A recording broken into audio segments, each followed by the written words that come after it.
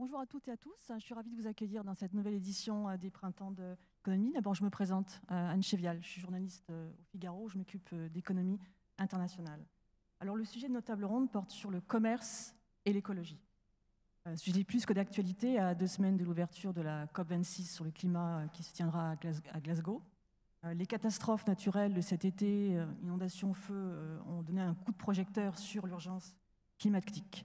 Alors oui, le commerce mondial a une incidence sur le réchauffement de la planète, ce sera via le transport des marchandises par voie maritime ou par voie aérienne, ou à travers les chaînes de production mondialisées dans l'industrie ou dans l'agriculture. Lorsque, par exemple, nous importons du soja brésilien qui accélère la déforestation de l'Amazonie, les sociétés civiles sont de plus en plus préoccupées par ces questions sanitaires et environnementales. On a vu la forte mobilisation contre les accords de libre-échange comme le CETA avec le Canada ou celui avec les pays du Mercosur. Alors, qu'est-ce qu'on peut faire pour limiter l'impact négatif du commerce sur le climat? Voir est-ce que ces politiques commerciales peuvent être vertueuses et contribuer à la lutte contre le réchauffement climatique et accélérer la transition énergétique? Quel rôle peut jouer l'Europe qui veut montrer l'exemple sur la question de l'environnement, qui a rehaussé ses ambitions de réduction des émissions en visant la neutralité carbone en 2050 et une réduction des émissions de moins 55% en 2030. La France est à l'offensive, veut aussi renforcer l'arsenal commercial.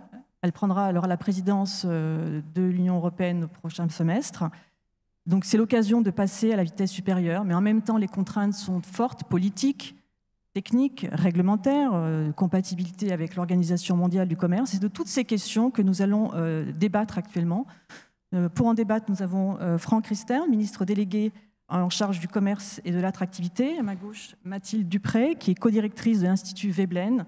C'est un centre de réflexion qui promeut les politiques publiques en faveur de la transition écologique. Et Sabrina Robert-Kwende, qui est juriste, professeure de droit à l'Université du Mans, spécialiste notamment de l'investissement international. Et Sabrina a fait partie de la commission Schubert qui avait été mandatée par le gouvernement pour faire une analyse, évaluer le fameux accord CETA sur les questions sanitaires et environnementales. Alors pour démarrer, je propose un premier tour de table sur les accords de libre-échange. Les accords de libre-échange, c'est un instrument très important, phare des politiques commerciales de l'Union européenne. Ils sont devenus de plus en plus importants aussi pour pallier la paralysie des négociations au niveau multilatéral au sein de l'OMC. Alors des accords de libre-échange plus verts, est-ce que c'est un oxymore ou un objectif atteignable? Bruxelles se défend de ces accords nouvelle génération qui prennent mieux en compte le développement durable. Alors je me tourne, Monsieur le Ministre, est-ce que le développement durable est mieux pris en compte aujourd'hui dans les accords de libre-échange? Et qu'est-ce que vous allez porter lors de la présidence de l'Union européenne? Merci beaucoup. Bonjour à toutes et à tous. Ravi de pouvoir échanger sur ces questions effectivement si importantes pour l'avenir et qui seront au cœur de la présidence française de l'Union européenne. D'abord, un petit rappel, c'est que nous avons besoin de commerce international pour nos économies, pour nos emplois. Nous avons besoin d'échanger au sein de l'Union européenne, mais aussi avec nos partenaires à l'extérieur de l'Union européenne. Mais on ne doit pas le faire à n'importe quel prix, et notamment pas au prix d'un certain nombre d'éléments qui aujourd'hui prennent de plus en plus d'importance aux yeux, bien évidemment, des peuples européens, aux yeux des dirigeants européens, que sont les questions d'environnement, que sont les questions de réchauffement climatique, que sont les questions aussi sociales et de droits humains et de droits de l'homme. Et donc, nous avons, la France, mais aussi avec de plus en plus d'autres États membres, pris la décision d'être beaucoup plus offensifs sur ces questions de prise en compte dans la politique commerciale d'éléments qui sont des éléments qui dépassent la question simplement commerciale, mais qui a un intérêt général important, les questions, encore une fois, de développement durable notamment. Des choses ont déjà bougé. D'abord, quand on regarde la politique de la Commission européenne avec le pacte vert, cette politique environnementale au sens large, avec la contribution qu'a portée la Commission en matière de révision de cette politique commerciale européenne, où la dimension développement durable est bien plus prise en compte. Je vais y revenir juste après. Mais d'ores et déjà, on voit qu'un certain nombre de choses ont bougé. Dans les accords de libre-échange, par exemple celui qui vient d'être signé avec le Royaume-Uni, des éléments comme le respect de l'accord de Paris est mentionné comme un élément qui doit être un élément essentiel de ces accords de libre-échange. C'est-à-dire que si le Royaume-Uni ne respecte pas ses engagements en matière de respect de la lutte contre le réchauffement climatique, à ce moment-là, les avantages qui sont les avantages négociés dans l'accord de coopération commerciale avec le Royaume-Uni pourront être remis en question. Donc, on a déjà des résultats dans la politique concrète, dans les accords de libre-échange en matière de développement durable. C'est également le cas en ce qui concerne la mise en œuvre des accords de libre-échange. Nous avons, à l'initiative de la France, veillé à ce que nous puissions mieux vérifier le respect des engagements pris dans les accords de libre-échange par nos partenaires. C'est vrai d'une façon générale, mais c'est vrai spécifiquement pour la partie respect des engagements en matière de développement durable. C'est le procureur commercial, c'est un Français, Denis Redonnet, qui, avec ses équipes, s'assure que les engagements en matière de développement durable dans les accords de libre-échange sont bien respectés. Et c'est le travail qui s'ouvre, le travail qui est lancé de révision des chapitres des accords de libre-échange qui sont dédiés au développement durable. Et donc on a entrepris un travail de refondation dans les accords de libre-échange des éléments spécifiques qui touchent le développement durable pour s'assurer que nous soyons plus exigeants, que nous soyons plus en capacité de nous assurer que ces engagements de nos partenaires sont bien respectés. Je vous prends un exemple. L'exemple très frappant de l'accord de libre-échange entre la Corée et l'Union européenne. Nous avons porté un contentieux, nous, l'Union européenne, sur le non-respect par la Corée d'un certain nombre de ses engagements, en l'occurrence la ratification d'un certain nombre de conventions de l'OIT, c'est-à-dire de conventions autour des questions de droits sociaux, des droits du travail, qui sont des engagements forts qu'avait pris la Corée. Elle n'a pas tenu ses engagements de ratification de ces conventions de l'OIT. Il y a eu un règlement des différends qui a très clairement dit que, effectivement, la Corée n'avait pas respecté ses engagements. De ce fait, la Corée a, dans la foulée, ratifié ces conventions, enfin 3 sur 4. Et donc on voit qu'on a pu jouer sur le respect par la Corée, grâce à un règlement des différends, de ces engagements. Pour autant, on ne peut pas s'en satisfaire complètement, parce que si la Corée n'avait pas été, je dirais, bénévolente, si elle n'avait pas été constructive, on n'avait aucun levier juridique pour pouvoir la contraindre à ratifier ces conventions. Et donc, il faut, et c'est tout l'objet du travail qui est en cours par la Commission, il faut veiller à trouver les outils juridiques qui permettent à mieux contraindre nos partenaires de respecter leurs engagements en matière de développement durable. Je parlais des droits du travail, mais c'est vrai aussi sur les engagements en matière de développement durable dans les accords de libre-échange. De la même façon, il faut regarder, alors c'est très juridique, mais de quelle manière on précise ces engagements dans les textes, parce que, évidemment, le diable est dans les détails, et plus les engagements sont précis, plus les engagements peuvent être ensuite contraignants et donc respectés. Et donc vous voyez que dans les accords de libre-échange en tant que tels, d'ores et déjà, nous avons des dispositions qui permettent de faire jouer des préoccupations qui sont des préoccupations qui dépassent les questions simplement de commerce, mais des questions de développement durable.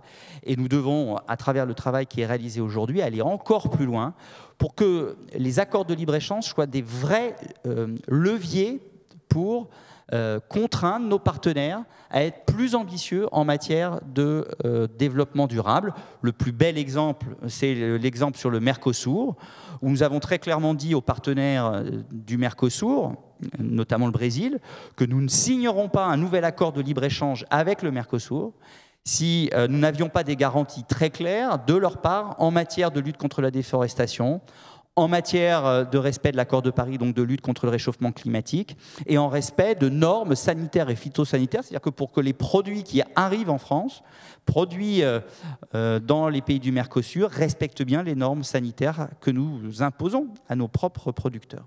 Merci. J'ai oublié de mentionner une chose importante, c'est que vous pouvez poser des questions, évidemment, pendant ce débat, directement sur le site printemps-de-l'écho.fr, sur Twitter et aussi sur YouTube avec le hashtag Printemps de l'écho. Alors, Sabrina, vous aviez partie de la commission Schubert hein, qui a évalué le CETA, qui a alerté sur des risques sociaux et environnementaux. Certaines améliorations ont été portées. Quelle est votre évaluation aujourd'hui sur le CETA et d'une manière plus générale, du reste? Oui, alors effectivement, lorsque l'on a travaillé sur le CETA en 2017 avec la commission présidée par Kathleen Schubert, c'était quelques semaines avant son entrée en application provisoire.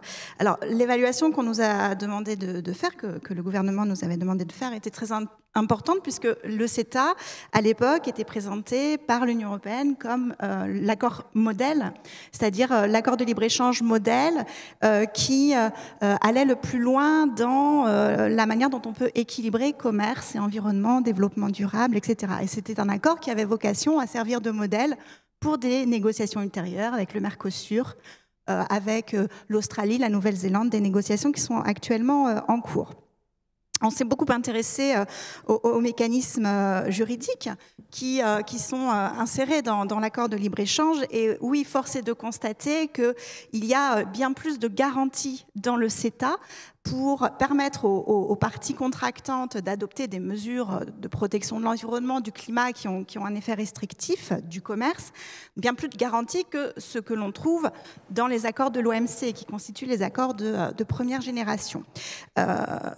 Mais pour autant, nos conclusions ont été que ces mécanismes restaient des mécanismes assez faibles, puisqu'ils ne changeaient fondamentalement pas le paradigme des accords de libre-échange, de l'accord de libre-échange CETA, dont l'objectif est de supprimer les barrières au commerce et d'assurer une concurrence la plus parfaite entre les produits, et donc dans le cadre duquel, finalement, une mesure environnementale, une réglementation environnementale est frappée d'une suspicion de mesures restrictives qui va à l'encontre de cet objectif de libre-échange. Donc, ce que l'on a constaté, c'était cette faiblesse des mécanismes qui ne permettaient pas de donner la priorité à des mesures de protection de l'environnement, à des mesures de mise en œuvre de l'accord de Paris, si par ailleurs il y avait une contradiction avec les disciplines commerciales essentielles de l'accord, il n'y avait pas de conditionnalité, comme Monsieur le ministre l'a évoqué, pas de mécanisme qui permettrait de suspendre les avantages commerciaux si l'une des deux parties, Canada ou Union européenne, ne satisfaisait pas ses engagements au titre de l'accord de Paris ou au titre d'autres conventions internationales de protection de l'environnement. Donc dans nos recommandations, on mettait en garde effectivement contre un certain nombre de dispositifs qui faisaient que plus on s'inscrit dans la libéralisation, puisque le CETA, c'est aussi aller beaucoup plus loin en termes de libéralisation que l'OMC. L'accord avec le Mercosur, c'est aller beaucoup plus loin, c'est supprimer les droits de douane là où à l'OMC il y en a encore, etc., etc. Et donc finalement, plus on avance dans la libéralisation et dans la suppression des obstacles au commerce, plus on met des verrous aussi aux possibilités d'adopter des mesures de protection de l'environnement qui, presque par définition, sont restrictives du commerce, quelque part.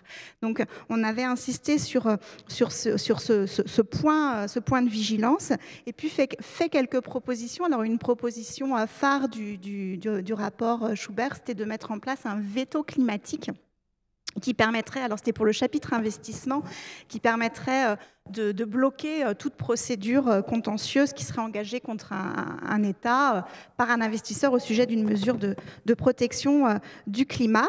Ce sont des mesures qui ont été retenues par le gouvernement, en tout cas qui ont été par le gouvernement français, qui ont été étudiées et qui ont, je pense, permis aussi de montrer au niveau de l'Union européenne que, certes, le CETA, c'était déjà un peu mieux que ce que l'on avait avec la génération des accords de 1994, mais qu'on ne pouvait pas s'en tenir là. Et on voit bien qu'aujourd'hui, la réflexion, elle continue sur la manière dont on peut améliorer ces accords et faire en sorte de trouver un meilleur équilibre entre la protection de l'environnement, du climat et du commerce. Okay, merci. Mathilde, est-ce que l'Institut Veblen critique un peu la vocation finalement de ces accords de libre-échange qui met le volet RSE, responsabilité sociale et environnementale, un peu secondaire à l'objectif commercial. le ministre a évoqué. Donc il y a maintenant un peu plus on va un peu plus loin pour essayer de protéger l'environnement. Mais est-ce que c'est suffisamment contraignant? Et qu'est-ce qui se passe, par exemple, vous avez évoqué maintenant la mention à l'accord de Paris, mais qu'est-ce qui se passe concrètement si un État ne respecte pas, il faut-il encore le mesurer, il y a un État qui ne respecte pas l'accord de Paris? Merci beaucoup. Je ne sais pas si vous m'entendez, oui. Alors, c'est vrai que les sujets de développement durable et d'environnement ont pris progressivement de plus en plus d'importance dans le débat public autour de la politique commerciale. Et c'est une bonne chose. C'est vrai aussi que la France porte ce sujet-là assez fortement au niveau européen et qu'elle a été parfois un peu isolée et elle commence à être mieux comprise, je pense. Mais c'est notamment du fait de la France si dans le Green Deal européen, on a plusieurs mentions sur le fait qu'il faut mettre aussi cette politique commerciale en cohérence avec les objectifs très ambitieux qui sont fixés dans le Green Deal. Après, c'est vrai aussi que les modifications concrètes dans l'architecture et le contenu des règles commerciales restent, à notre avis, trop lentes et encore un peu trop marginales.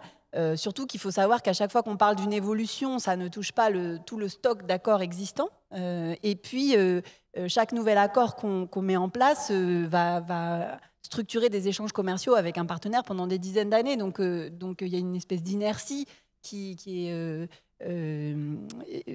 latente dans la façon dont on négocie ces règles. Alors, ça a été dit, le premier écueil, c'était ces chapitres développement durable qui existent depuis notamment l'accord avec la Corée mis en œuvre provisoirement depuis 2011, mais ils ne sont pas contraignants. Donc, il y a eu un processus, mais quelque part presque 10 ans après, et il a fallu que le Parlement européen se mobilise énormément, qu'il y ait beaucoup d'actions des syndicats, etc., pour que le sujet soit pris à bras-le-corps par la Commission européenne et qu'il y ait un dialogue qui soit ouvert sur cette question du respect des droits syndicaux en Corée, alors qu'au moment où l'accord entrait en application, il y avait déjà des alertes très fortes avec des leaders syndicaux emprisonnés, etc. Donc c'était déjà un sujet de préoccupation majeure. Ensuite, maintenant, on envisage de mettre l'accord de Paris comme une clause essentielle.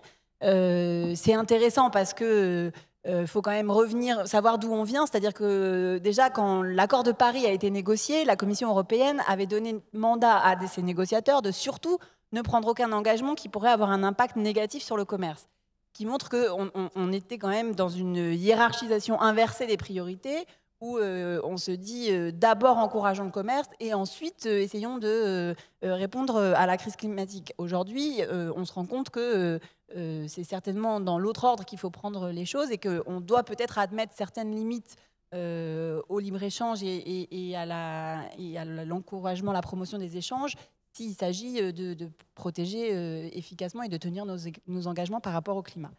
Mais le problème, c'est que cette arme de la clause essentielle, c'est un peu l'arme atomique, si vous me permettez la comparaison. C'est-à-dire que, en gros, ça permettrait de sanctionner un pays qui sort délibérément de l'accord de Paris et de pouvoir dire, bon ben voilà, vous êtes sortis, on suspend tout l'accord de commerce et les avantages commerciaux auxquels on a consenti dans cet accord. Mais c'est beaucoup plus difficile si la violation n'est pas aussi manifeste. C'est-à-dire si les engagements qui sont pris par les États au niveau national ne sont pas suffisants ou s'ils ne sont pas respectés. Et c'est là où nous, on rentre dans des propositions qui viseraient à être plus granulaires, plus progressives, en fait. Et donc, on parlait rapidement de l'accord sur le Mercosur. C'est vrai que c'est un accord qui arrive un peu à contresens de l'histoire. Il faut savoir qu'il est négocié depuis 20 ans, donc le mandat de négociation est très ancien. Et finalement, on peut le résumer comme un accord qui prévoit d'échanger des voitures et notamment des produits chimiques européens vers le Mercosur sans aucun critère environnemental, et en échange d'importer des commodités agricoles de ces pays du Mercosur, et notamment par exemple de la viande de bœuf. Et donc la nouvelle commission qui a été réunie par le gouvernement pour regarder les impacts environnementaux de cet accord nous dit que ce serait 5 à 25% de déforestation annuelle en plus, rien que pour le bœuf, pendant les 6 premières années de mise en œuvre de l'accord. Donc évidemment, là, on voit qu'on a une contradiction majeure entre les différentes politiques que l'Union européenne et la France essayent de mettre en œuvre.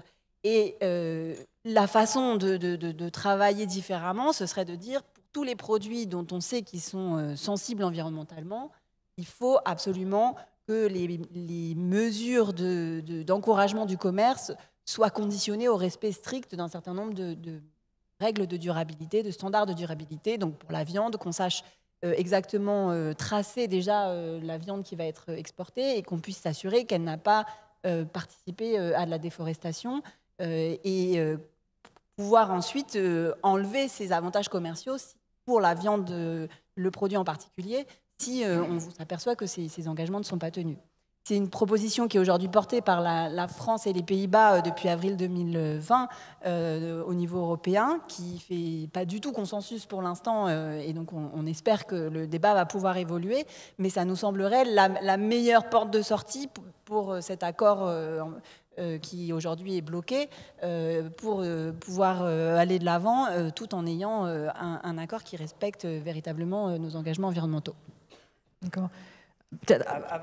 Si vous me le permettez, avant de passer au sujet suivant qui est important, parce que c'est vrai qu'en matière de politique commerciale, il y a les accords de libre-échange en tant que tels, mais il y a aussi d'autres leviers sur lesquels on peut jouer qui permettent d'améliorer l'impact en matière environnementale, l'impact en matière sociale des échanges commerciaux. Mais si on reste sur une seconde sur les accords de libre-échange, d'abord il faut comprendre qu'un accord de libre-échange, c'est un contrat, un accord entre l'Union européenne et un partenaire pour améliorer les conditions d'échange, pour faciliter les échanges commerciaux en contrepartie d'un certain nombre de choses. Et ce qui est important, c'est que justement, ces contreparties, on doit veiller, ou en tout cas ces exigences ou ces contreparties, on doit veiller à ce qu'elles soient de plus en plus à prendre en compte la dimension développement durable. Et donc, c'est la raison pour laquelle le fait de respecter l'accord de Paris est une condition que l'on souhaite voir généralisée dans les accords de libre-échange. Parce que là, par exemple, avec le Mercosur, vu le comportement des pays du Mercosur, notamment le Brésil, pour être clair, en matière de non-respect de l'accord de Paris, on dit on ne signe pas. Mais si demain ils finissent par dire on respecte l'accord de Paris et que sur toutes les autres demandes de garantie que l'on souhaite obtenir, ils finissent par les obtenir et que dans quelques temps, dans quelques mois, quelques années, parce que ça va prendre beaucoup de temps, ça va prendre des années, on puisse signer l'accord avec le Mercosur, ou d'ailleurs avec le Mercosur ou avec d'autres partenaires, il faut qu'on puisse demain dire attendez, si vous ne respectez pas l'accord de Paris demain, on puisse remettre en cause les avantages que nous avons consentis dans cet accord de libre-échange. Là, je dirais qu'avec le Mercosur, c'est assez simple. On dit vous ne respectez pas l'accord de Paris, on ne le signe pas avec vous. Mais pour d'autres partenaires dans l'avenir, il faut qu'on ait un moyen de revenir sur les facilités d'échange que l'on met dans les accords de libre-échange s'ils ne respectent pas l'accord de Paris. Et c'est vrai pour d'autres sujets. Alors, ça c'est un peu effectivement l'arme de dissuasion, l'arme nucléaire. Mais il y a toute une série d'outils qu'il faut qu'on puisse intégrer dans les accords de libre-échange dans l'avenir pour pouvoir renforcer nos exigences vis-à-vis de nos partenaires en matière de développement durable et nous donner plus de moyens juridiques pour pouvoir les mettre en œuvre, enfin s'assurer qu'ils sont mis en œuvre et s'ils ne sont pas mis en œuvre, de pouvoir modifier les conditions d'échange avec ces pays-là. C'était au cœur du discours de la Sorbonne du président de la République, veiller à ce que l'Europe, notamment dans sa politique commerciale, soit beaucoup plus ambitieuse en matière de lutte contre le réchauffement climatique. C'est ce qu'on essaye d'impulser. Vous citiez tout à l'heure le non-papier, c'est la contribution de la France et des Pays-Bas dans la révision de la politique commerciale européenne, qui est une contribution qui est sortie au printemps 2020. Oui, nous sommes peut-être au départ assez seuls, mais de plus en plus de pays nous rejoignent dans ce combat pour utiliser la politique commerciale comme un levier pour rendre nos partenaires aussi peut-être plus ambitieux en matière de développement durable. Et puis surtout que quand on consent des avantages particuliers à nos partenaires commerciaux, on s'assure qu'ils respectent bien un certain nombre d'engagements qui sont pour nous des engagements importants en matière de développement durable. Une autre question, encore sur les accords de libre-échange, excusez-moi, mais est-ce que, je crois qu'il y avait une idée, c'était de faire avoir un traitement différencié, c'est-à-dire quand on négocie des avantages commerciaux, dès le départ dans la négociation, qu'on les lie à l'enjeu environnemental. En clair, qu'on accorde plus de réduction de droits de douane, très concrètement, à des produits qui soient verts, voitures électriques, absolument. Est-ce que ça, c'est quelque chose qui peut être porté et est-ce que c'est envisageable ? Oui, tout à fait. Ça fait partie des pistes sur lesquelles il nous semble qu'il faut travailler, une sorte de conditionnalité tarifaire qui, s'ils sont bien spécifiques à certains produits, s'ils sont bien identifiés, peuvent être effectivement très utiles.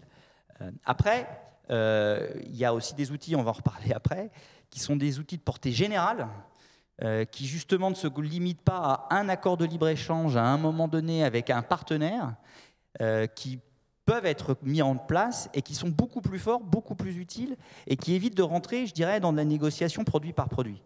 C'est par exemple les mesures miroirs, c'est par exemple le mécanisme d'ajustement carbone aux frontières, c'est par exemple un certain nombre d'outils qui s'appliquent d'une façon globale à tous les accords de libre-échange et même à ceux qui sont déjà signés, donc déjà négociés, et qui ont un effet levier sur nos ambitions en matière de développement durable beaucoup plus fort que peut-être la condition tarifaire spécifique, la conditionnalité tarifaire spécifique dans une négociation avec tel partenaire sur tel produit.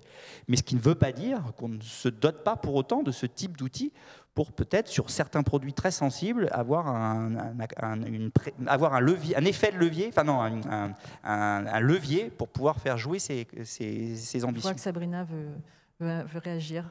Oui, merci. Je rejoins tout à fait Monsieur le ministre et Mathilde sur la nécessité d'avoir une approche conditionnelle, mais aussi graduelle. Alors, Monsieur le ministre, vous appelez à imaginer des instruments juridiques qui peuvent porter la politique. En droit, on peut tout faire. Mais il faut la volonté politique derrière. Mais en droit, on peut tout faire. Je voudrais revenir sur cette clause essentielle, le fait de conditionner la signature d'un accord de libre-échange au respect de l'accord de Paris. Symboliquement, c'est très fort parce qu'effectivement, ça replace des priorités. Mais concrètement, c'est extrêmement difficile parce qu'effectivement, sauf à ce qu'on ait un retrait de l'accord de Paris, c'est très difficile. L'accord de Paris, il est conçu d'une manière juridiquement où il est extrêmement difficile de savoir qui le respecte ou qui ne le respecte pas, finalement. Il n'y a pas de mécanisme contraignant, il n'y a pas de mécanisme de sanction dans le cadre de l'accord de Paris. Donc, c'est effectivement un petit peu la Rolls-Royce de la conditionnalité, mais qui reste dans le garage.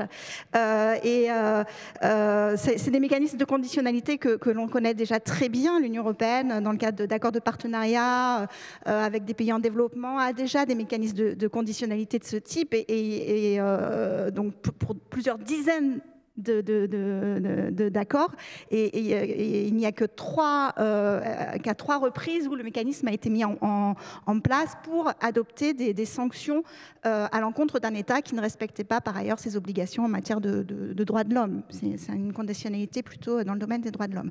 Donc ça, oui, cette conditionnalité, elle est très importante d'un point de vue symbolique. Mais je pense que ce serait beaucoup plus efficace si effectivement on sortait en fait de l'approche globale. Les accords de libre-échange nouvelle génération, c'est la globalité. On va tout, on libéralise tout. Effectivement, des voitures contre de la viande de bœuf, mais peut-être qu'il faut sortir de cette logique en réalité et avoir une approche beaucoup plus fine. Oui, pardon, c'est un petit peu synthétique et c'est un peu réducteur de dire. L'accord de libre-échange, c'est des carottes contre des choux.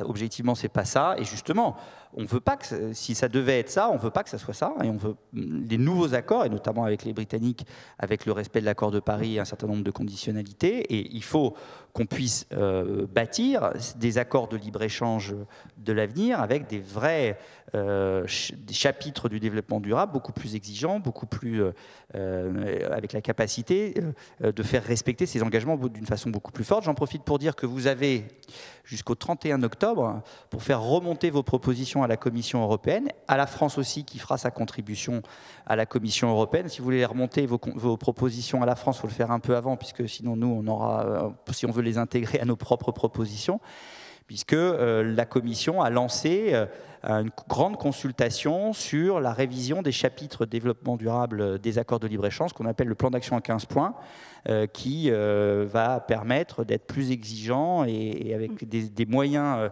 pour faire respecter les engagements de nos partenaires plus importants. Donc c'est le moment de faire passer vos propositions. Juste, je ne suis pas sûre que prendre l'exemple de l'accord avec le Royaume-Uni, c'est quand même un accord très, très spécifique. Le Royaume-Uni a déjà l'acquis de l'Union européenne. Et négocier un accord de libre-échange avec le Royaume-Uni, ce n'est pas la même chose qu'avec le Mercosur ou avec d'autres États qui n'ont pas les mêmes standards environnementaux et sociaux que nous.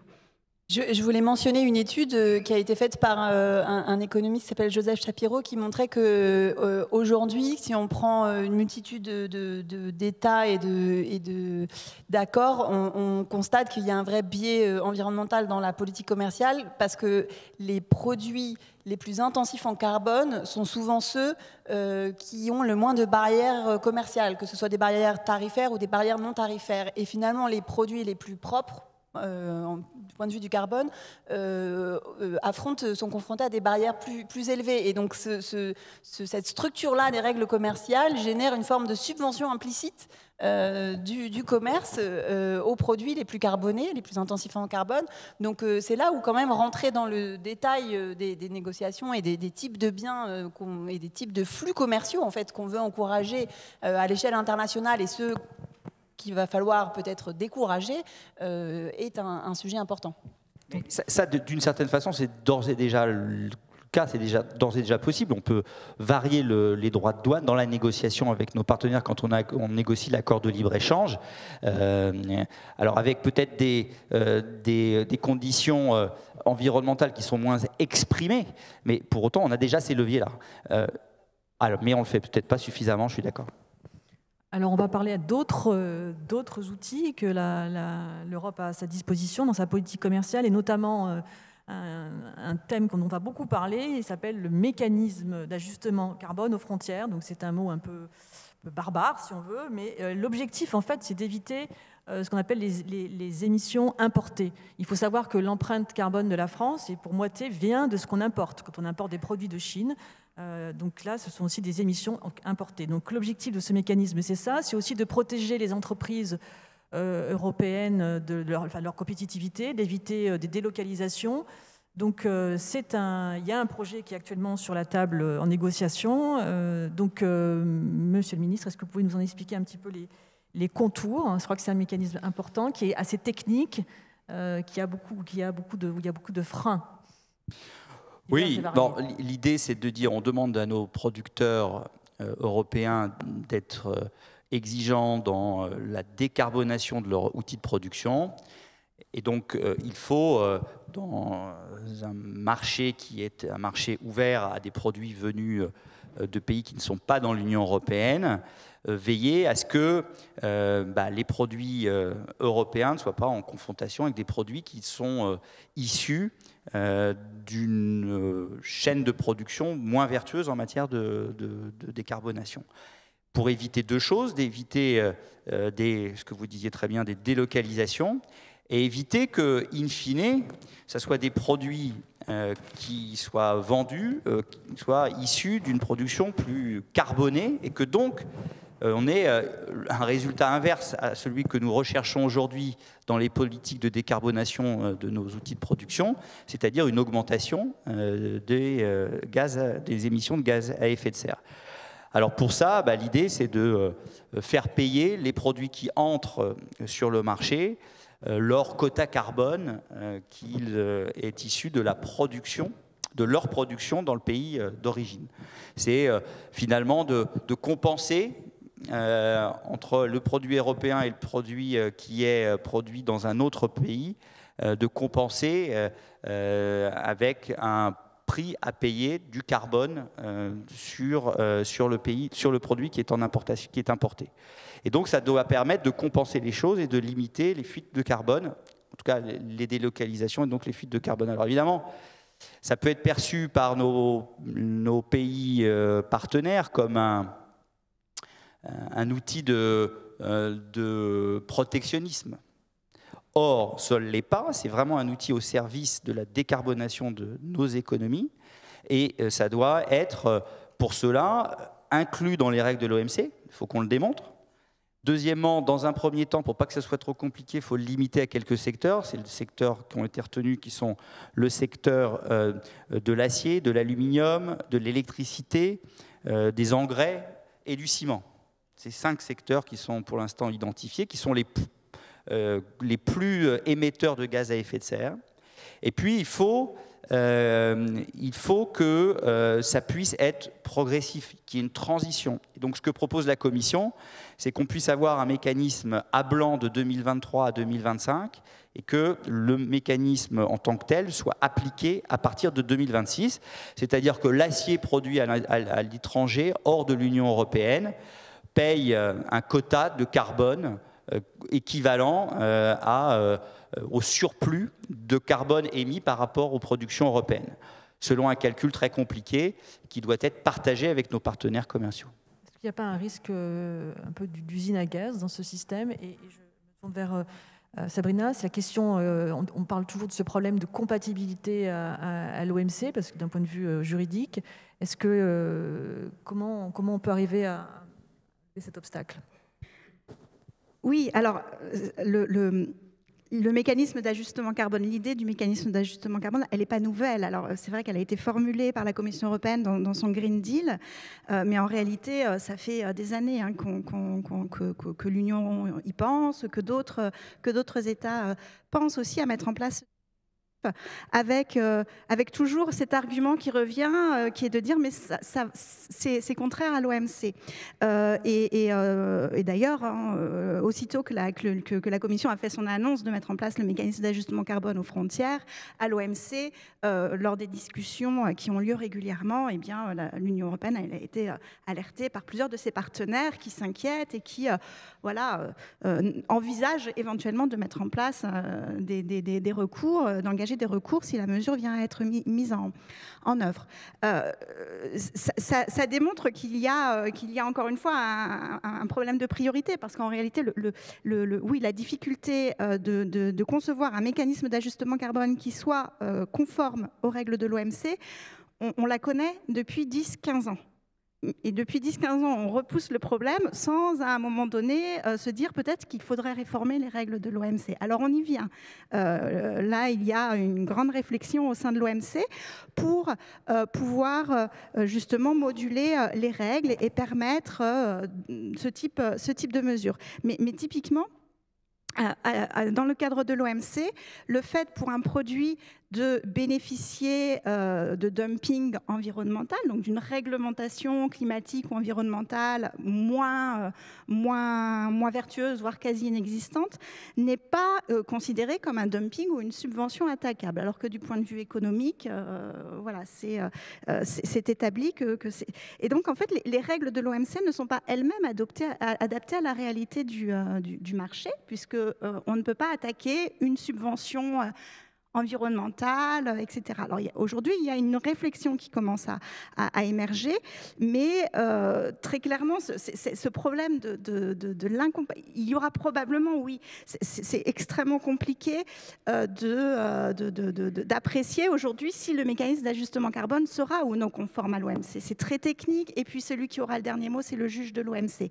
C'est extrêmement technique, mais voilà, peut-être qu'il aurait fallu prendre le problème à l'envers et voir comment, dans le cadre de l'OMC, on peut mieux adapter les règles, éventuellement en adoptant une dérogation, c'est possible, une dérogation pour les mesures climatiques, de mise en œuvre de l'accord de Paris, etc., etc. Sauf que les négociations à l'OMC, elles sont bloquées depuis très longtemps et on a du mal.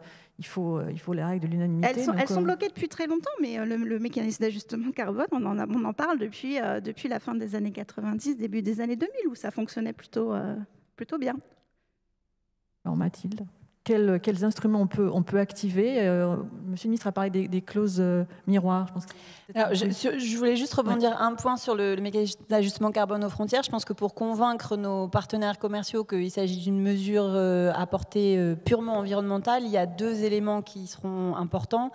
C'est à la fois le fait de faire disparaître les allocations de quotas gratuits pour les producteurs européens, parce que sinon on a un système où on protège 2 fois les producteurs européens, à la fois avec des quotas gratuits sur le marché européen et avec un mécanisme d'ajustement carbone aux frontières. Donc ça, à mon avis, c'est un point qui est à la fois un point de justice et qui pourrait être importante vis-à-vis du juge de l'OMC. Et l'autre point, c'est celui de l'utilisation des recettes.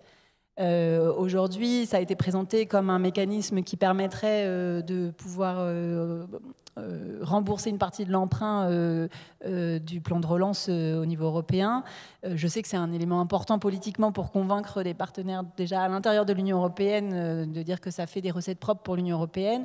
Mais je pense que pour qu'un tel mécanisme soit acceptable vis-à-vis des partenaires dans le reste du monde, dire que les recettes qui seront collectées seraient utilisées pour financer l'adaptation et l'atténuation du changement climatique dans les pays tiers et notamment dans les pays en développement, ça pourrait être un élément important. Après, je voulais effectivement rebondir, puisque ça a été mentionné. Juste, vous permettez de vous couper, vous allez peut-être parler des mesures miroirs, mais juste sur le MACF, effectivement, ce qui est important de dire, c'est que les producteurs européens, aujourd'hui, lorsqu'ils émettent des gaz à effet de serre, doivent acheter des quotas de carbone dont le prix varie dans le cadre d'un marché. Mais il y a effectivement une disposition sur un nombre de secteurs d'activité de quotas gratuits pour faciliter nos entreprises par rapport à leurs concurrents étrangers qui sont souvent à bénéficier d'avantages déloyaux d'un certain nombre de leurs États dans lesquels ils sont installés, dans les pays dans lesquels ils sont installés. Et donc, ce système finalement d'achat de quotas pour l'émission de gaz à effet de serre, c'est un peu ce système qu'on veut appliquer aux produits qui rentrent sur le marché européen. Et donc, effectivement, c'est un des éléments qui est discuté, qui n'est pas simple à discuter avec nos propres producteurs, c'est la fin progressive de ces quotas gratuits. Vous avez raison, c'est un des sujets. Et l'autre sujet qu'on n'a pas mentionné, qui est aussi dans le calcul de ce quota à payer par les produits qui viendraient sur le marché européen de pays extérieurs à l'Union européenne et qui émettraient beaucoup de carbone, c'est quels dispositifs dans leur propre pays doivent se soumettre, à quel dispositif doivent se soumettre ces entreprises dans leur propre pays. Et donc quel système d'incitation à la décarbonation les pays partenaires mettent en place. Et c'est tout ce qu'on essaye de dire aux Américains notamment, et c'est tout ce travail qu'il faudra conduire, soit au niveau de l'OCDE, mais aussi au niveau de l'OMC, c'est-à-dire se partager les mécanismes au niveau international de lutte contre le réchauffement climatique avec des dispositifs d'incitation à la décarbonation des outils de production. Les clauses miroirs, vous nous expliquez le sujet que je voulais aborder maintenant, c'est celui des clauses miroirs. Alors, il faut savoir qu'au moment de tous les débats nationaux sur le CETA et puis sur le Mercosur, il y a eu ces 2 commissions d'experts qui ont été installées par le gouvernement et qui avaient le bénéfice de réunir des experts de disciplines et de champs très, très différents et qui ont en fait validé, confirmé un certain nombre de travaux qui avaient été réalisés par la société civile sur notamment la question de la divergence des règles aujourd'hui qui s'appliquent entre des produits qui sont fabriqués dans l'Union européenne et des produits qui arrivent des pays tiers. Et ça a été le cas notamment sur les questions agricoles. Je pense que les consommateurs s'en rendent finalement peu compte. Mais aujourd'hui, on a un système où, quand on a des pesticides qui sont interdits dans l'Union européenne, ils peuvent être utilisés dans les cultures, dans les pays tiers, et ensuite, y compris pour des produits qui vont être importés dans l'Union européenne, à condition de respecter des limites maximales de résidus, etc. Mais ça crée quand même des systèmes de 2 poids, 2 mesures. Et alors qu'aujourd'hui, on est en train d'essayer de renforcer considérablement le niveau d'ambition environnementale à l'intérieur de l'Union européenne, européenne avec le Green Deal, on se rend compte qu'il faut bien tenir les deux bouts du problème et s'intéresser aussi à la question des standards qu'on applique aux produits qui sont importés. Et donc cette question-là, elle a été prégnante dans les accords de libre-échange parce que dans ces accords, on ne dit rien de ces standards et ces normes et donc quelque part on encourage encore ces importations. Mais en fait, cette question, elle se pose, ça a été dit, de façon transversale. Et le meilleur moyen d'avancer sur cette question-là, ce serait d'avoir des règles unilatérales à l'entrée sur le marché européen. Et qu'à chaque fois qu'on prévoit une interdiction pour des raisons environnementales ou de protection de la santé des consommateurs, on puisse prévoir qu'il y ait la mesure miroir qui s'applique pour les produits importés. Et en fait, ça n'a été fait que pour l'utilisation des hormones dans l'élevage. Ça existe comme mesure miroir, mais sinon, ça n'a pas été fait pour les autres mesures. Donc, il y en a une autre qui a été négociée à l'échelle européenne. Là aussi, la France a été assez active.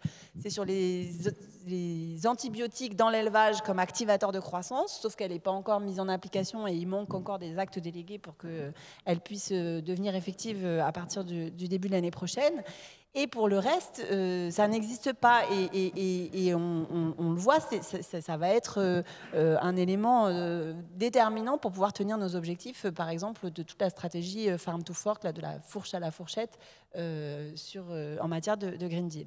Et il y a beaucoup de textes, si je peux juste finir par là, qui sont sur la table au niveau européen, sur la déforestation importée, sur la révision des règles sur les pesticides, sur le bien-être animal. Enfin, il y a beaucoup de textes qui vont arriver et qui devraient permettre de cranter et d'avoir des avancées dans ce domaine. Et on espère que la présidence française de l'Union européenne sera le moment pour le faire. J'ai deux questions justement par rapport à ça. C'est bien beau, donc cette voie réglementaire, ça va être très important. D'une part, c'est quel rapport de force entre les États membres, si vous pouvez nous en dire deux mots. Et d'autre part, comment... Une fois que vous déterminez un règlement, comment vous vous garantissez que le Canada respecte les règles? C'est très compliqué. Comment on fait ça? On fait des études de suivi, on va voir sur place, on fait des... J'imagine que sur le terrain, ça doit être très compliqué. Et après, si on se rend compte qu'il y a un problème, qu'est-ce qu'on fait? Quelles sanctions? Enfin, voilà, donc c'est...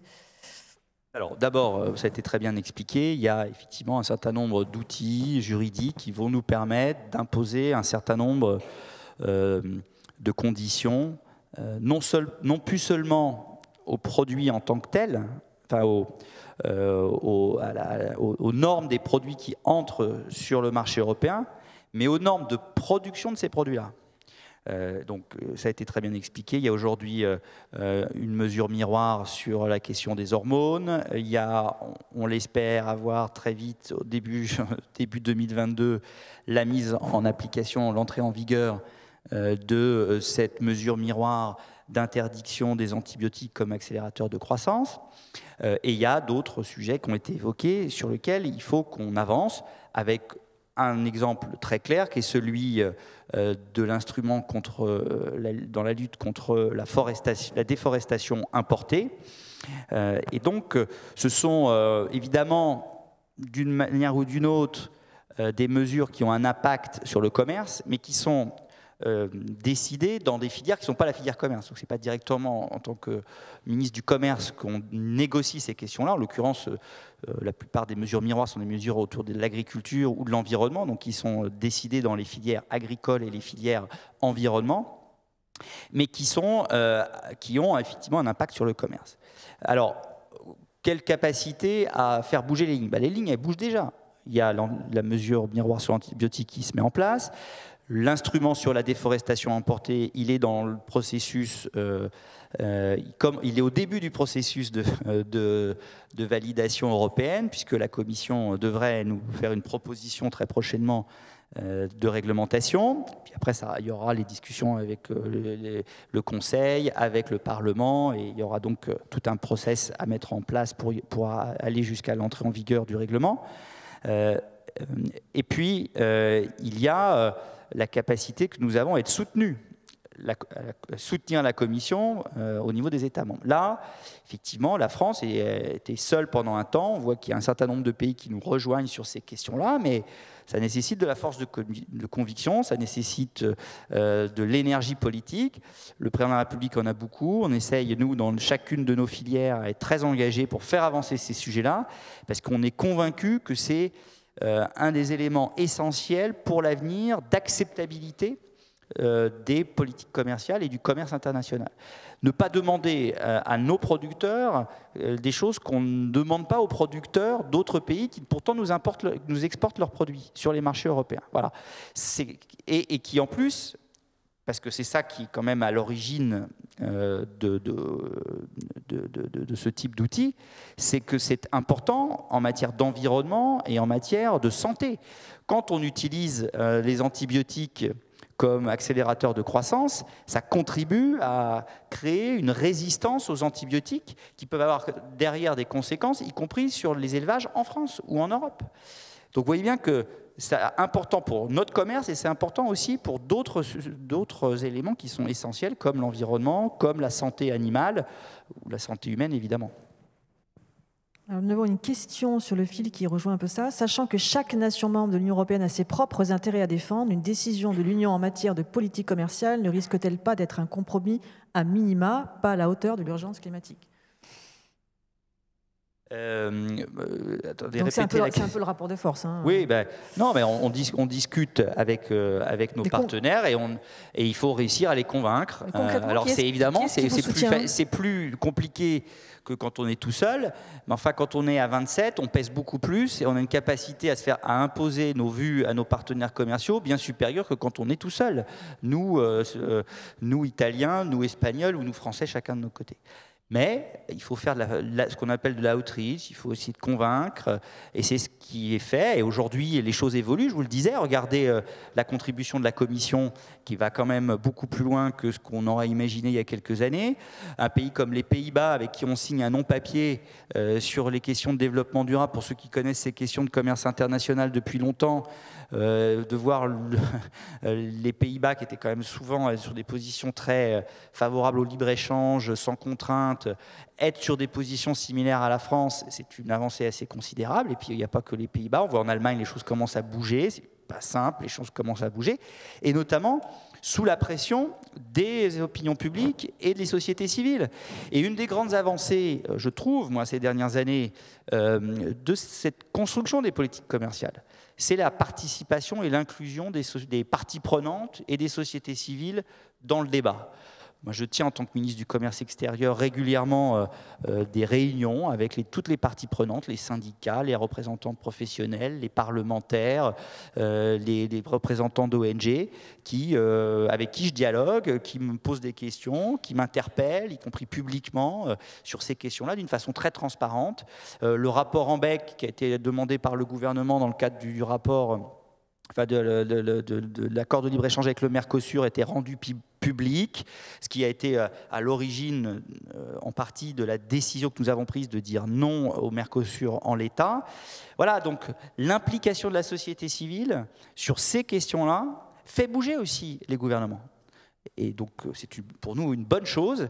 Et dans la présidence de l'Union européenne, la présidence française de l'Union européenne, on veut absolument continuer de solliciter l'avis des sociétés civiles. C'est pour ça qu'il y a la Convention sur l'avenir de l'Europe. C'est pour ça que hier, j'étais à organiser une table ronde autour de ces questions de développement durable avec les parties prenantes et ouvert, puisque c'était retransmis sur YouTube, à des questions de personnes qui pouvaient nous interpeller sur ces sujets-là. Est-ce qu'il n'y a pas aussi, il y a le rapport de force au sein de l'Union européenne, mais est-ce qu'on le dit beaucoup sur le mécanisme carbone aux frontières, est-ce qu'il n'y a pas un risque de représailles commerciales de nos partenaires? Vous pouvez commenter là-dessus? Alors oui. Je mentionne juste que les États-Unis se sont plutôt prononcés contre et qui, eux, préfèrent la voie réglementaire pour avancer sur les questions de climat. le risque existe et l'Union européenne est déjà avertie puisque les discussions dans les différents comités à l'OMC depuis quelques mois tournent beaucoup autour de cette question. Alors, si un contentieux venait à être engagé dans le cadre de l'OMC, alors comme vous l'avez dit, il faudrait déjà que les nombreux blocages à l'OMC soient dépassés. Ça prendrait du temps et aujourd'hui, en fait, juridiquement, c'est tellement compliqué, tellement complexe qu'il est extrêmement difficile de dire si ce mécanisme il est compatible ou pas. Il y a de la littérature juridique extrêmement très abondante et les spécialistes ne sont pas d'accord sur l'interprétation à donner des engagements au titre de l'OMC, etc. Donc c'est effectivement un mécanisme qui pourrait être hypothéqué par rapport à sa conformité aux règles de l'OMC et puis aux autres règles dans les autres accords de libre-échange qui reprennent en grande partie quand même les mécanismes de l'OMC. Est-ce que, je vois qu'il nous reste quelques minutes, est-ce qu'il y a quelques questions dans la salle ?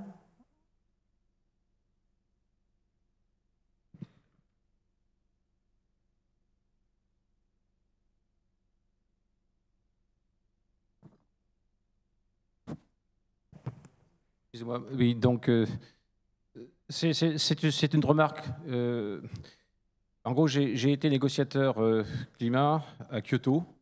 Je suis toujours au GIEC et je suis un témoin quand même des tensions nord-sud.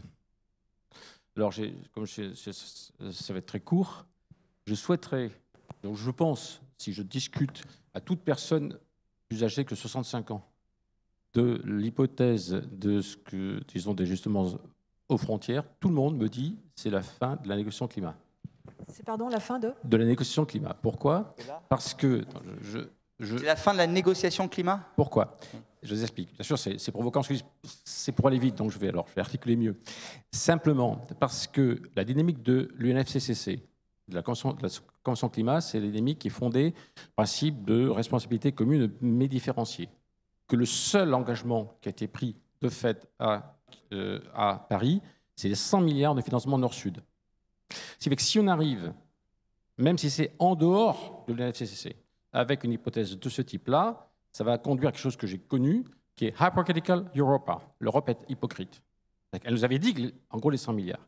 Ça veut dire simplement qu'il faut faire très attention de coupler ce qu'on dit sur le commerce à ce qu'on dit sur le financement.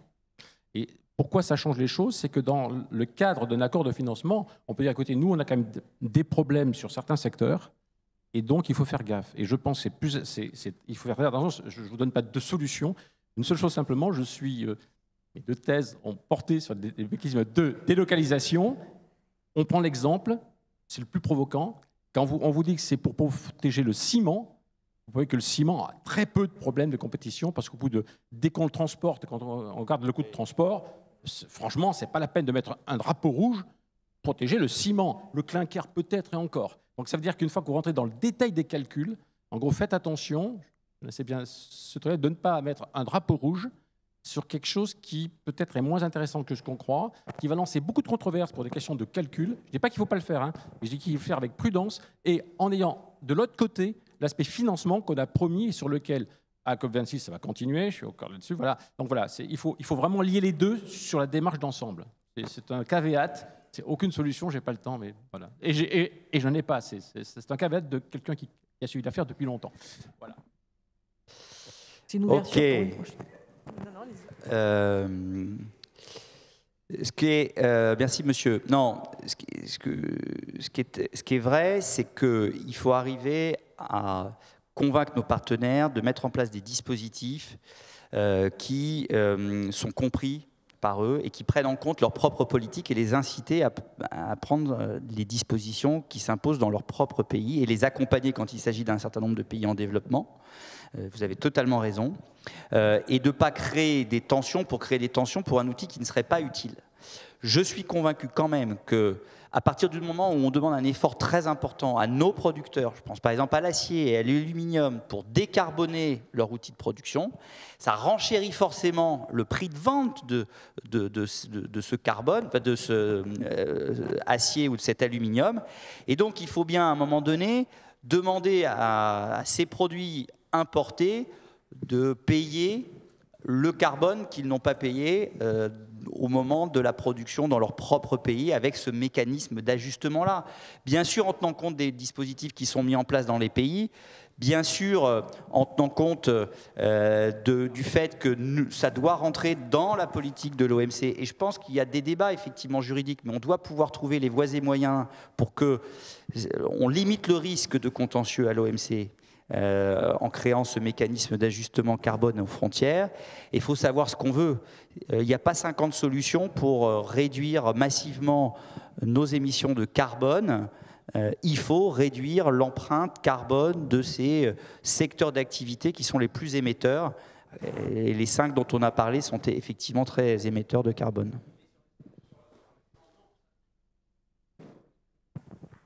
Non, mais c'est pour ça aussi que je parlais de l'utilisation des recettes, et je pense aussi que, nous, on a fait des propositions dans le sens de dire qu'il faut que les pays les moins avancés soient aussi exemptés de ce mécanisme pour les respecter effectivement les engagements et le principe de responsabilité différenciée, etc., qu'on a dans les négociations climat.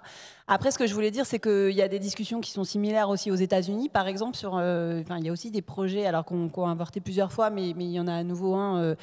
Donc, c'est pas une obsession unique de l'Union européenne.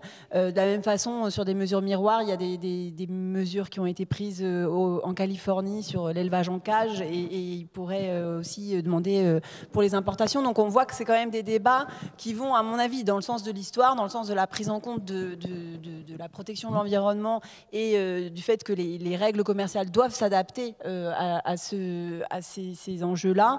Et donc ça, c'est une bonne chose. Après, ce que je trouve difficile, c'est qu'en fait, quelque part, on doit tout le temps forcer la main aux personnes qui sont en charge de la politique commerciale, et notamment au niveau européen, parce qu'il y avait un peu cette idée, comme ça avait été dit au début par Sabrina, que le CETA était déjà un accord modèle, que les sujets d'environnement et de développement durable étaient déjà extrêmement bien pris en compte.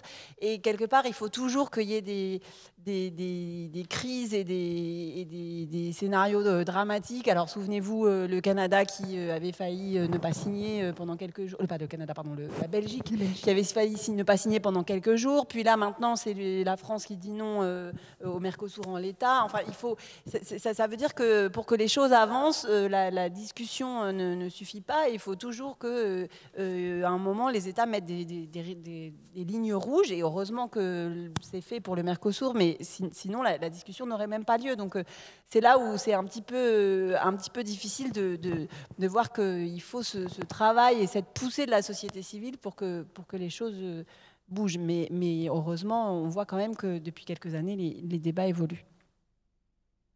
Eh bien, merci beaucoup. On aura encore l'occasion d'en reparler. Et bonne fin de journée à tous. Au revoir.